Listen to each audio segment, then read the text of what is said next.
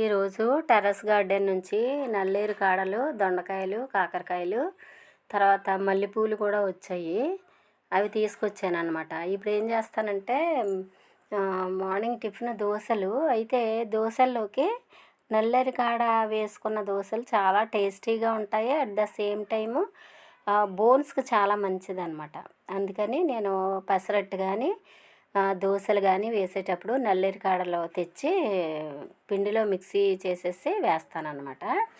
ఇప్పుడు ఆ ప్రాసెస్ చూసుకుందాం.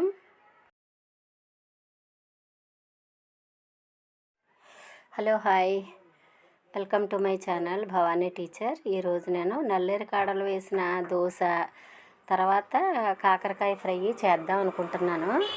వాటికి ప్రిపరేషన్ చూపిస్తాను, ఓకేనా? పిండిలో నల్లేరు కాడ వేసి మిక్సీ పట్టేసుకోవాలి. ఫస్ట్ టెర్రస్ మీద నుంచి తీసుకొచ్చిన నల్లేరు కాడలో ముక్కలు చేయడం కూడా ఒక క్లిప్ ఉంది. అదేమో అనుకోకుండా డిలీట్ అయిపోయింది అనమాట.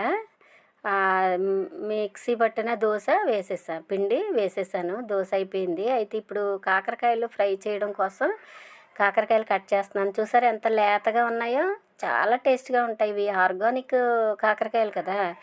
ఫ్రై అయితే ఎంత బాగుంటుందో, నాకైతే చాలా నచ్చుతుంది. ఇప్పుడు దోశ కాలిపోయింది కదా, నల్లేరు కాడ దోశ తీసేస్తున్నాను ప్లేట్లోకి. తీసేసి దీనిలో చట్నీ నంచుకుని తినొచ్చు, లేకపోతే చాలా టేస్టీగా ఉంటుంది. కొంచెం మనం ఏ రకమైన ఆవకాయ, మాగాయ కూడా వేసుకుని తినొచ్చు, చాలా బాగుంటుంది, ఓకేనా? ఇప్పుడు మనం తాల్సీ పెడుతున్నాను, ఎందుకంటే ఇది కాకరకాయలు ఫ్రై చేయడానికి పెట్టానమాట. స్టవ్ ఆన్ చేసి పెట్టాను. ఆయిల్ వేసుకుందాం కొద్దిగా, దీనికి సరిపడా, ఫ్రైకి సరిపడా ఆయిల్. ఇవి కాకరకాయలు 1/2 కిలో ఉంటాయన్నమాట. అందుకని కాకరకాయలు వేగడానికి సరిపడా ఆయిల్ పెడుతున్నాను, ఆయిల్ వేస్తున్నాను. ఆయిల్ వేసిన తర్వాత అది కాగిన తర్వాత మనం ఫస్ట్ ఉప్పు, పసుపు వేస్తాను నేను ఫ్రై కోసం. ఎందుకు అంటే మనం వేసిన ఏ కాయగూరలు అయినా సరే ఆ ఉప్పు, పసుపు వేయడం వల్ల దానిలోంచి వచ్చే నీటితో ముందు ఫ్రై అవుతాయి అన్నమాట. ఇప్పుడు స్టవ్ మీద తాల్సి పెట్టి దానిలో కొంచెం ఆయిల్ వేసుకుందాం. మనకి కాకరకాయ ఫ్రైకి సరిపడా ఆయిల్ అంటే ఇప్పుడు తీసుకున్న 1/2 కిలో కాకరకాయలే కాబట్టి కొంచెం ఆయిల్ మాత్రం వేసుకుందాం. వేసుకొని దానిలో ఆయిల్ కాగిన తర్వాత కట్ చేసి పెట్టుకున్న కాకరకాయ ముక్కలు కూడా వేసేసుకుందాం అనమాట. ఇది నేను ఫస్ట్ ఆయిల్లో ఏంటంటే ఉప్పు, పసుపు వేస్తాను నేను. ఉప్పు, పసుపు వేసిన తర్వాత మాత్రమే కాకరకాయ ముక్కలు వేసుకోవాలన్నమాట, సరేనా? చూడండి, ఆయిల్ బాగా కాగింది కదా. ఫస్ట్ కొంచెం సాల్ట్, ఫ్రైకి ఎప్పుడు కూడా సాల్టే ఉపయోగిస్తే మంచిది, కళ్ళుప్పు కాకుండా.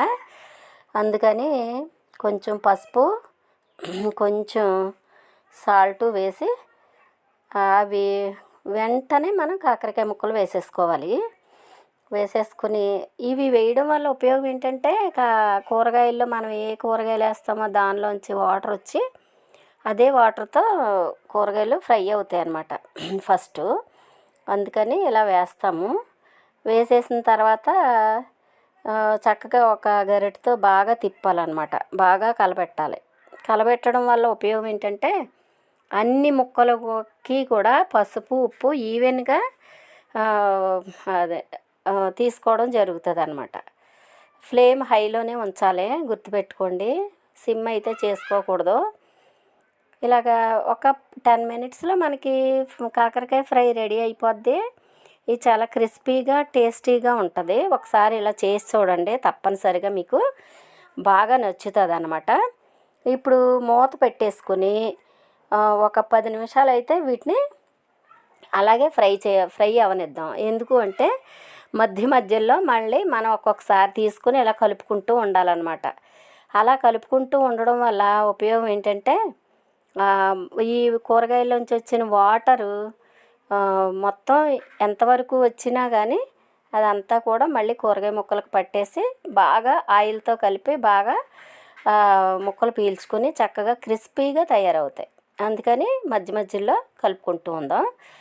ఇవి పూర్తిగా వేగిపోయినాయి అనుకున్న తర్వాత మనం ఇంకా స్టవ్ ఆపేసే ముందు కొంచెం కారం వేసేసి స్టవ్ ఆపేసుకోవాలి. ఇంకా కారం వేసిన తర్వాత మాత్రం స్టవ్ ఎక్కువసేపు ఆన్లో ఉంచకూడదు. అందుకని మనం ఇప్పుడు స్టవ్ ఆపేసుకుందాము. చూసారా ఎంత ఈజీయో కాకరకాయ ఫ్రై. అసలు ఇంకేమీ వేయలేదు, మనం ఉప్పు కారం పసుపు ఆయిల్లో. ఒక్కసారి ఇలాగ రైస్లో తిని చూడండి, నిజంగా అద్భుతంగా ఉంటుంది టేస్ట్. నాకైతే చాలా ఇష్టం. చికెను మటన్ కంటే కూడా దీన్ని నేను చాలా ఇష్టపడతాను. ఈ ఫోటో వచ్చేసి మేము సింగపూర్లో తీసుకున్నదనమాట.